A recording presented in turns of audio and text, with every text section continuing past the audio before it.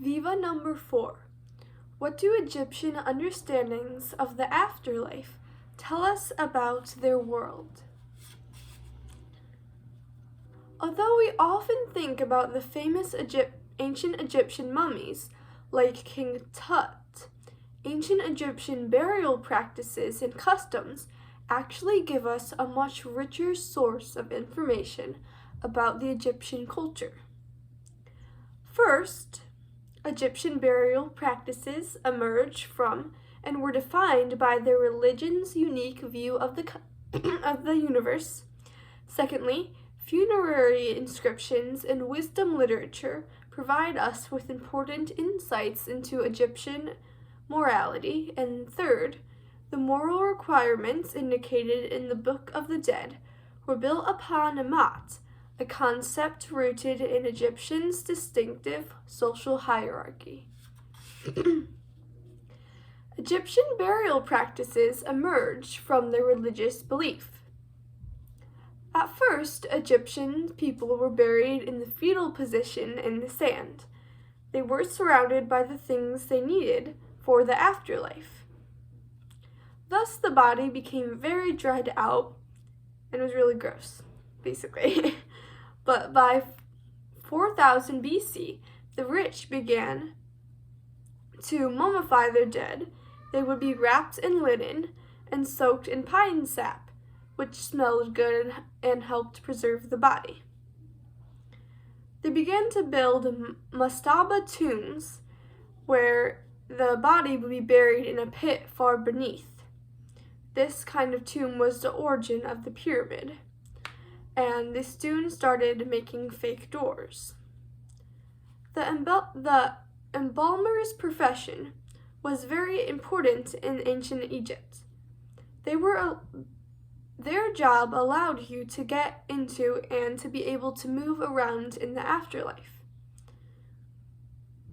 They would make mummies that would be able to eat and drink, so you would be able to eat in the afterlife.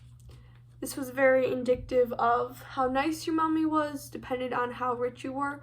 You could even go mummy shopping and look at the different kinds of mummies and decide what you would like for yourself.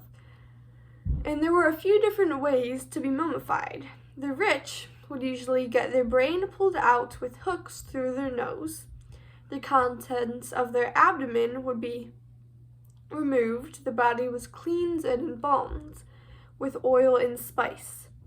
Then the body is covered in salt for 70 days, and it would be placed in a wooden case that would be shaped like a human. The second system was for less rich people, and that would be they would plug up the body and inject it with oil, and then the body would be pickled in natron, which was the salt stuff.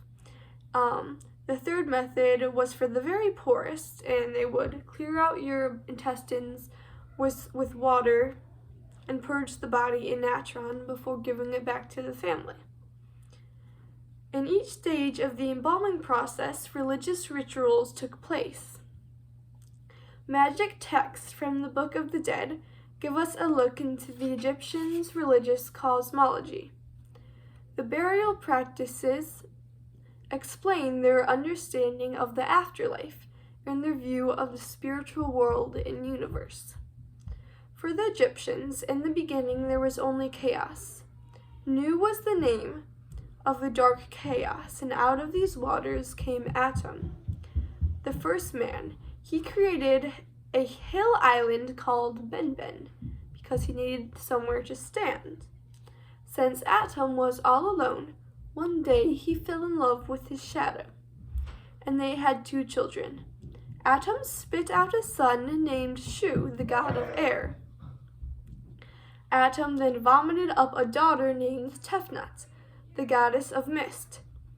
They were told to separate the cosmos into light and dark, order and chaos. The order was called Mat, which formed the principles for life. In order for the Egyptians to get into the field of reeds, their heaven, they needed to obey this Mat. Shu and Tefnut had a kid named Geb. He was the earth, and a daughter named Nut, who was the sky. Although they longed to be together, the two children had to stay apart to obey Mot. Nut gave birth to the sun every dawn and died at sunset. And Shu and Tefnut produced the other gods. Kirtan says that, quote, the ancient Egyptian royal families were almost expected to marry within the family, as inbreeding was present in virtually every dynasty, unquote.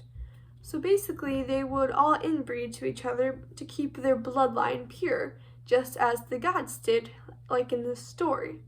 However, this led to a lot of genetic problems and early deaths. The second point is that funerary inscriptions and literature around death gives us insights into the Egyptians' view of the afterlife and morality. Tomb inscriptions and wisdom literature intended for posterity don't tell us a lot about Egyptian behavior, but they do show us the ethical ideal. According to Mott, you get a good afterlife by following your social position. Ptahhotep says, quote, if you humble yourself in obeying a superior, your conduct is wholly good before the gods, unquote. So basically, if you're poor, there's no reason to earn money in order to improve your present life, but if you earn money so you can afford a good burial in sarcophagus, you might have a good afterlife. The Book of the Dead tells us about the weighing of the heart and judgment that the Egyptians passed through before getting to the field of reeds. Egyptians had a very different conception of the human soul from ours. There is no word for or single conception of the soul for Egyptians. This is shown in their methods and practices of embalming and preserving the body. For them, the soul was divided into three parts: the Ka, which was a person's double, the life force that was separated from the body at death. The elaborate preparations of the body for the afterlife were so that the Ka could have a home. The Ba was a spiritual entity.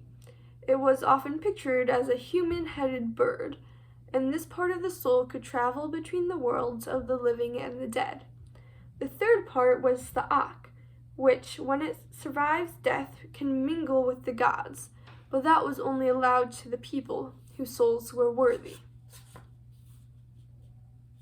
The third point is that the moral requirements for Egyptians were built on Mot, which is rooted in Egypt's social hierarchy. Mot was personified by a goddess of the same name. She represented divine harmony and balance of the universe. People had an obligation to uphold Mot through obedience for the king and the superiors depending on where they placed in the social structure and hierarchy. The pharaoh was seen as an earthly god. Joshua J. Mark says that, quote, the king's primary duty was to uphold Mot and maintain the balance between the people and their gods, unquote.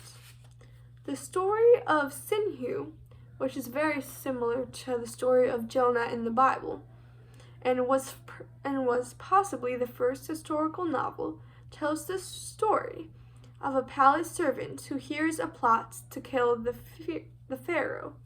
He fears that he will be accused for the crime, so he runs away to Syria, where he lives his life and eventually raises a family.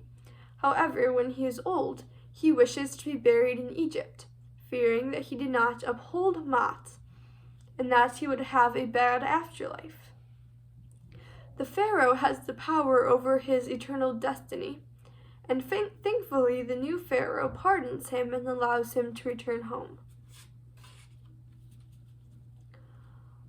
In conclusion, although when we think about ancient Egyptian burial, we tend to only think about famous mummies, the amount of infrastructure and literature in ancient Egypt built around the afterlife can tell us a lot about their culture. Burial practices emerge from and were defined by their cosmology. Secondly, literature provides us with their insights into Egyptian morality. And third, moral requirements built upon Ma'at, a concept rooted in social hierarchy. Thank you.